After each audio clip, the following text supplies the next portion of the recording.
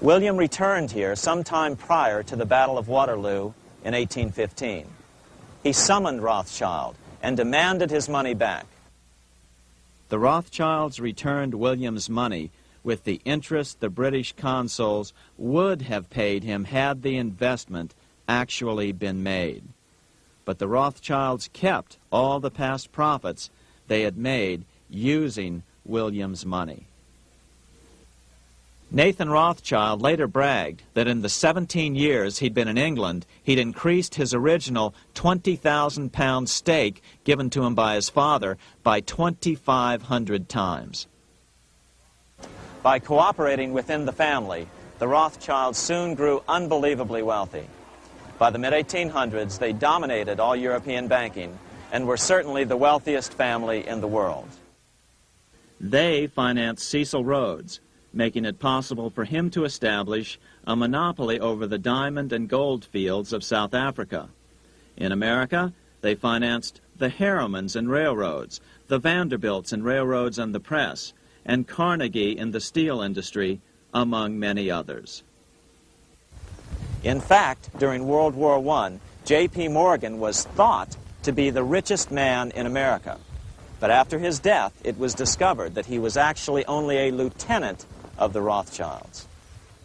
Once Morgan's will was made public, it was discovered that he owned only 19% of J.P. Morgan companies. By 1850, James Rothschild, the heir of the French branch of the family, was said to be worth 600 million French francs, 150 million more than all the other bankers in France put together. He built this mansion called Ferrier, just east of Paris. Wilhelm I, on seeing it, exclaimed, "Kings couldn't afford this. It could only belong to a Rothschild." Another 19th century French commentator put it this way: "There is but one power in Europe, and that is Rothschild." There is no evidence that their predominant standing in European or world finance has changed. Now let's take a look at the results the Bank of England had produced on the British economy and how that later was the root cause of the American Revolution.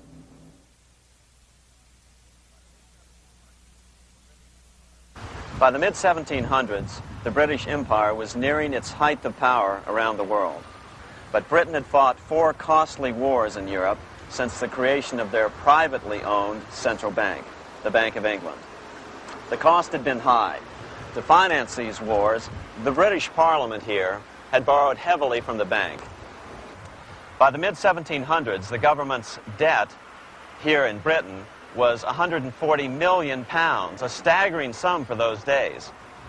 Consequently, the British government embarked on a program of trying to raise revenues from their American colonies in order to make their interest payments to the bank. But in America, it was a different story. The scourge of a privately owned central bank had not yet hit. This is Independence Hall in Philadelphia, where the Declaration of Independence and Constitution were signed. In the mid-1700s, pre-revolutionary America was still relatively poor. There was a severe shortage of precious metal coins to trade for goods, so the early colonists were forced to experiment with printing their own homegrown paper money. Some of these experiments were successful. Franklin was a big supporter of the colonies printing their own paper money. In 1757, Franklin was sent to London. He ended up staying for the next 18 years here, nearly until the start of the American Revolution. During this period, the American colonies began to issue their own money. Called colonial scrip, the endeavor was very successful. It provided a reliable medium of exchange, and it also helped to provide a feeling of unity between the colonies. Remember, colonial scrip was just paper money, debt-free money, printed in the public interest, and not backed by gold or silver coin. In other words, it was a totally fiat currency. One day, officials of the Bank of England asked Franklin how he would account for the newfound prosperity of the colonies. Without hesitation, he replied, "That is simple. In the colonies, we issue our own money. It is called colonial scrip. We issue it in proper proportion to the demands of trade and industry to make the products pass easily from the producers to the consumers.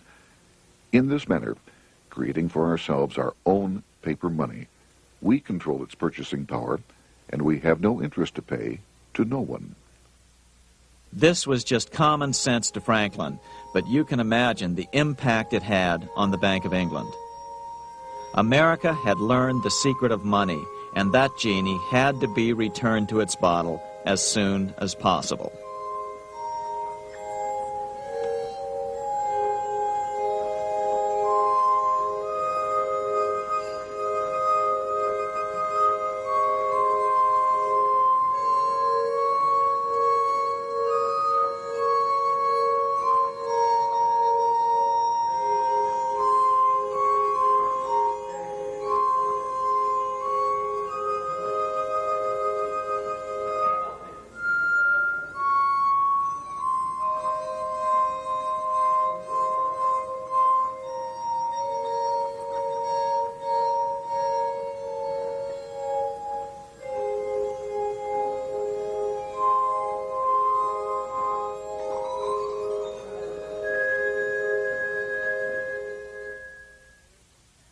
As a result, Parliament hurriedly passed the Currency Act of 1764. This prohibited colonial officials from issuing their own money and ordered them to pay all future taxes in gold or silver coins. In other words, it forced the colonies on a gold or silver standard. For those who still believe that a gold standard is the answer for America's current monetary problems, look what happened to America after that. Writing in his autobiography, Franklin said, "In 1 year, the conditions were so reversed that the era of prosperity ended and a depression set in to such an extent that the streets of the colonies were filled with unemployed." Franklin claims that this was even the basic cause for the American Revolution. As Franklin put it in his autobiography, the colonies would gladly have borne a little tax on tea and other matters had it not been that England took away from the colonies their money, which created unemployment and dissatisfaction. The inability of the colonists to get the power to issue their own money permanently out of the hands of George III and the international bankers was the prime reason for the Revolutionary War. by the time the first shots were fired in Lexington, Massachusetts, on April 19, 1775, the colonies had been drained of gold and silver coin by British taxation. As a result, the Continental government had no choice but to print money to finance the war. At the start of the Revolution, the U.S. money supply stood at $12 million. By the end of the war, it was nearly $500 million. As a result, the currency was virtually worthless. Shoes sold for $5,000 a pair. Colonial scrip had worked because just enough was issued to facilitate trade. As George Washington lamented, a wagon load of money will scarcely purchase a wagon load of provisions. Today, those who support a gold-backed currency point to this period during the Revolution to demonstrate the evils of a fiat currency. But remember, the same currency had worked so well 20 years earlier during times of peace that the Bank of England had Parliament outlaw it.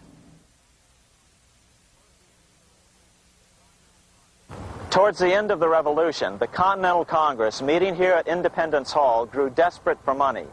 In 1781, they allowed Robert Morris, their financial superintendent, to open a privately owned central bank.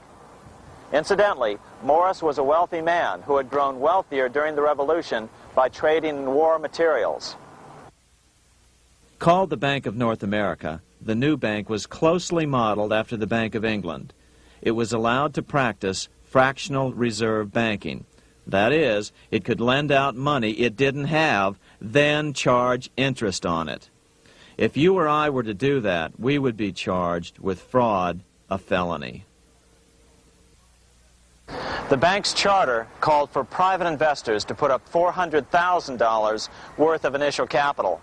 But when Morris was unable to raise the money, he brazenly used his political influence to have gold deposited in the bank, which had been loaned to America by France. He then loaned this money to himself and his friends to reinvest in shares of the bank. And, like the Bank of England, the bank was given a monopoly over the national currency.